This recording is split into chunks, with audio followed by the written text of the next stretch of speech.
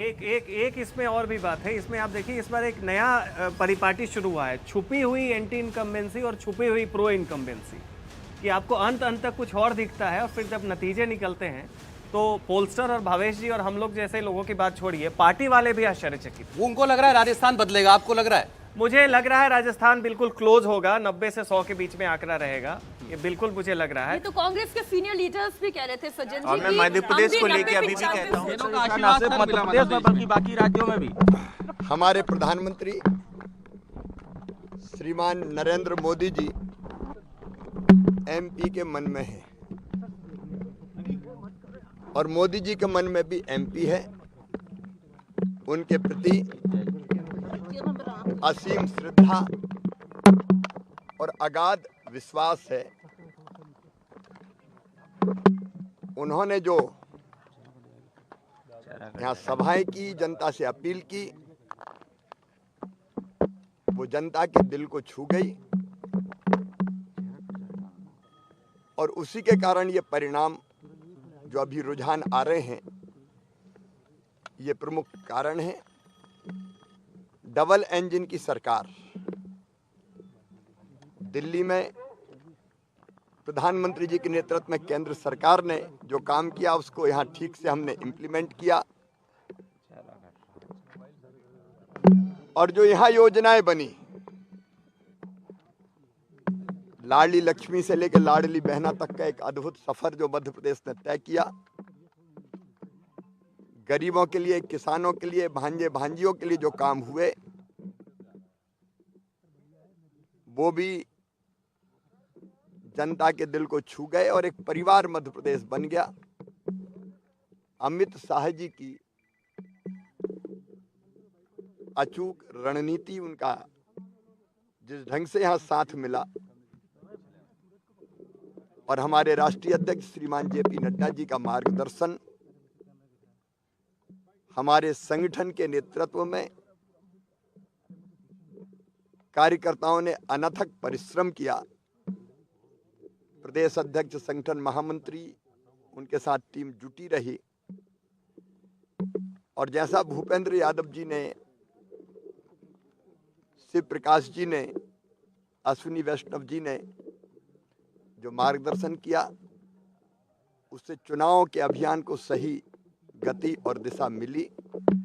और इसलिए मैंने पहले भी कहा था, हम बिल्कुल कंफर्टेबल मेजॉरिटी, शानदार मेजॉरिटी भारतीय जनता पार्टी को आएगी, क्योंकि जनता का प्रेम हर कहीं दिखाई देता था। लाडली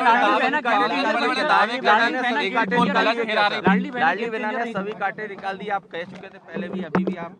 मैंने पहले भी कहा कि केवल लाडली बहना नहीं, लाडली लक्ष्मी, 50% रिजर्वेशन स्थानीय निकाय के चुनाव में, कन्या विवाह, प्रधानमंत्री जी की जो योजना थी प्रधानमंत्री मातृ वंदना योजना, उसका ढंग से क्रियान्वयन, उसका प्रभाव, बेटी बचाओ बेटी पढ़ाओ जैसे अभियान, संपत्ति की खरीद में बहनों को रजिस्ट्री शुल्क में कमी, फिर 35% भर्तियां, ओवरऑल रिजर्वेशन दिया है बेटियों को, बहनों को, और फिर लाडली बहना ने जिंदगी बदली। तो बहनों के मन में एक असीम प्रेम,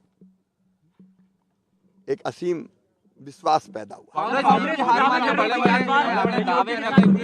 अब हम विस्तार से, अभी तो प्रारंभिक रुझान है, लेकिन हमारा विश्वास है कि हम शानदार बहुमत प्राप्त करेंगे। बाकी चर्चा फिर विस्तार से बात करेंगे। अभी सर, आज का पौधारोपण किसके नाम? विकास के नाम, मध्य प्रदेश के विकास और जनता के कल्याण के नाम। चलिए, तो बिल्कुल जो पौधारोपण किया गया है। शिवराज सिंह चौहान को आपने सुना, लाडली बहना योजना को लेकर वो लगातार कॉन्फिडेंट रहे और चुनावी प्रचार के दौरान भी कहा कि मेरी बहनें, भांजी भांजी मुझे चुनाव जिताएंगी, और एक बार फिर से वो यही कह रहे हैं। एमपी के मन में पीएम, ये भी कहते हुए नजर आए। दो बातें शिवराज ने की बिल्कुल सही हैं। एक तो नरेंद्र मोदी का मध्य प्रदेश में हाई वोल्टेज कैंपेन, उनकी वोटर को दी गई गारंटी, विश्वास जीतने की कोशिश, और दूसरा शिवराज सिंह चौहान का खुद मेहनत करना। मैंने जैसे शुरू में कहा था कि अगर 4 महीने पहले स्थिति देखते तो कमलनाथ की लैंडस्लाइड विक्ट्री मानी जा रही थी। जब शिवराज सिंह चौहान ने 3 महीने कैंपेन किया, महिलाओं पर फोकस किया, उसका असर दिखाई दिया, इसलिए ये इतनी बड़ी विक्ट्री हुई है। और ये जो सब लोग कह रहे थे कि शिवराज सिंह चौहान के चेहरे से लोग ऊब गए हैं, शिवराज सिंह चौहान का चेहरे का मतलब फटीक है, उस सबको शिवराज सिंह चौहान ने अपने कैंपेन से डिरेल कर दिया। और ये जो ट्रेंड है, जो नतीजे हैं, इनके अंदर दिखाई दे रहा है। ये कुछ तस्वीरें और आ रही हैं पौधा लगा रहे हैं पौधारोपण शिवराज करते सिंह हुए। चौहान। जी। असल में शिवराज सिंह चौहान की ये क्वालिटी है कि वो हर वक्त एक्शन में रहते हैं, घूमते रहते हैं, लोगों से मिलते रहते हैं, पार्टी के कार्यकर्ताओं से मिलते रहते हैं। और उन्होंने जो कैंपेन किया उसका असर ये हुआ कि मध्य प्रदेश में जो महिलाएं हैं उनका वोट परसेंट बढ़ा, महिलाओं ने बड़ी संख्या में वोट दिया। और शिवराज सिंह चौहान ने जो लाडली बहना योजना शुरू की थी उसका असर हुआ। लाडली बहना, सुकन्या योजना, लाडली लक्ष्मी बहना योजना, 19 योजनाएं ऐसी थी जो सिर्फ महिलाओं के लिए शिवराज सिंह ने शुरू की थी। और ये कह सकते हैं कि शिवराज ने महिलाओं का ख्याल रखा, माताओं बहनों का ध्यान रखा, और महिलाओं ने, माताओं बहनों ने भी शिवराज का ख्याल रखा। दूसरी बात, यहाँ बीजेपी को जबरदस्त सफलता मिली है आदिवासी क्षेत्रों में। इसे मैं कहूँगा ये प्रधानमंत्री नरेंद्र मोदी का कमाल है। शुरू से वो आदिवासियों पर ध्यान देते रहे हैं, पूरे देश में ध्यान देते रहे हैं, गरीबों का ख्याल रखते रहे हैं। इसका असर मध्य प्रदेश में दिख रहा है। और छत्तीसगढ़ में भी हमने देखा कि आदिवासी क्षेत्रों में जो बीजेपी को फायदा हुआ है उसकी यही वजह है। लेकिन मध्य प्रदेश में बड़ी बात है कि 18 साल सरकार चलाने के बाद अगर किसी राज्य में किसी मुख्यमंत्री की, किसी पार्टी की ऐसी लैंडस्लाइड विक्ट्री होती है तो इसका श्रेय शिवराज सिंह को मिलना ही चाहिए। सर, ये संगठन की मजबूती है, ये शिवराज सिंह का चेहरा है, ये मोदी जी का प्रचार का तंत्र है, ऑल टुगेदर आप क्या देखते हैं? देखिए, मध्य प्रदेश में संगठन तो बीजेपी का हमेशा से मजबूत रहा है। वहाँ गुजरात के बाद अगर कोई ऐसा प्रदेश है जहाँ पर बीजेपी का संगठन मजबूत है, जहाँ पर आरएसएस का संगठन मजबूत है, जहाँ पर हम कह सकते हैं हिंदुत्व की एक और प्रयोगशाला है, वो मध्य प्रदेश है। लेकिन मध्य प्रदेश में पिछली बार चुनाव में बीजेपी की हार हुई थी, ये बड़ा सेटबैक था।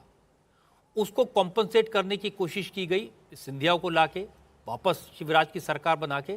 लेकिन ये जो चुनाव के नतीजे हैं, इन सारी चीज़ों के कॉम्बिनेशन नतीजा है। एक संगठन, शिवराज सिंह चौहान की मेहनत, उनका महिलाओं पर फोकस, और शिवराज सिंह के प्रति लोगों का प्यार, कोई नाराजगी नहीं थी। और इन सब के ऊपर नरेंद्र मोदी का कैंपेन, नरेंद्र मोदी की पर्सनल गारंटी मध्य प्रदेश की जनता को देना, और जो योजनाएं बनाई हैं गरीबों के लिए, आदिवासियों के लिए, इन सब का लाभ हुआ। क्योंकि कोई भी इलेक्शन में लैंडस्लाइड विक्ट्री की 1-2 वजह से नहीं हो सकती। देवेंद्र, और सर अब एक अपडेट ये है कि बीजेपी ने जश्न को लेकर अपनी तैयारियां शुरू कर दी हैं और बीजेपी मुख्यालय में प्रधानमंत्री नरेंद्र मोदी तकरीबन 6:30 से 7 बजे के बीच जा सकते हैं। हमारे सोर्सेज की ये जानकारी है कि ऑलरेडी पार्टी ने इस बात की तैयारी शुरू कर दी। और हम लोग हमेशा देखते हैं कि जब भी कोई चुनाव होता है तो बीजेपी पार्लियामेंट्री बोर्ड की बैठक से पहले प्रधानमंत्री नरेंद्र मोदी जब बीजेपी मुख्यालय जाते हैं तो उनका शानदार तरीके से स्वागत किया जाता है। फिर वो एक संबोधन भी करते हैं जो कि कार्यकर्ताओं, उस राज्य के लोगों के साथ साथ पूरे देश के लोगों के लिए भी होता है, और उसमें वो एक खास मैसेज देते हैं। हर एक चुनाव के बाद हमने देखा है, आज भी वो शाम 6:30 से 7 बजे के बीच दिल्ली में बीजेपी मुख्यालय जाने वाले हैं। और समझा जा सकता है कि पार्टी का अपना जो फीडबैक है, जो कि जाहिर तौर पर चुनाव आयोग के डाटा से पहले वर्कर्स के मार्फत आ जाता है, उस फीडबैक के आधार पर पार्टी अब ये मान चुकी है कि हाँ, उसके पास आज का दिन जश्न मनाने का अवसर है। देखिए, मोदी जश्न मनाएंगे, बीजेपी जश्न मनाएगी, लेकिन थोड़ी बहुत चिंता कांग्रेस की भी करनी चाहिए। राहुल गांधी कितने कॉन्फिडेंस से कह रहे थे कि चारों राज्यों में हम सरकार बनाने वाले हैं, हमने बीजेपी की गाड़ी के चारों टायरों की हवा निकाल दी है, नरेंद्र मोदी अडानी के लिए काम करते हैं, अडानी की हार होगी, इस तरह का कैंपेन था।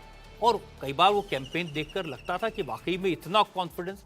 लेकिन मुझे याद है कि 2018 में भी राहुल गांधी का ऐसा ही कैंपेन था, तब भी ऐसे ही चौकीदार चोरिया का नेगेटिव कैंपेन था और मुझे लगता है इन चारों राज्यों में उसका नुकसान कांग्रेस पार्टी को जरूर हुआ है। एक बार फिर से लेकिन दर्शकों को हम ये बता दें, प्रधानमंत्री नरेंद्र मोदी शाम 6:30-7 बजे बीजेपी मुख्यालय पहुंच सकते हैं। बीजेपी ने एक बड़े जश्न की तैयारी की है और प्रधानमंत्री खुद अपने कार्यकर्ताओं को उसकी बधाई देने के लिए पार्टी के मुख्यालय पर जाएंगे, उनका वहां पर संबोधन होगा। तो बीजेपी के लिए ये जाहिर है बहुत बड़ी जीत है। दो राज्यों में तो बिल्कुल स्पष्ट सरकार बनती हुई दिखाई दे रही है। मध्य प्रदेश में जबरदस्त मैंडेट के साथ बीजेपी सरकार में लौटेगी और सोचें 18 साल सरकार चलाने के बाद भारतीय जनता पार्टी एक बार फिर एमपी में आ रही है और कितनी जबरदस्त जीत के साथ। ऐसे ही राजस्थान में जीत का मार्जिन थोड़ा कम जरूर दिखाई दे रहा है, लेकिन निर्दलियों के सहयोग के साथ, जिसमें काफी बीजेपी के अपने रिबेल्स हैं, उनके साथ बीजेपी एक सरकार बनाने में कामयाब होगी, इसमें अब फिलहाल कोई शक दिखाई नहीं दे रहा है।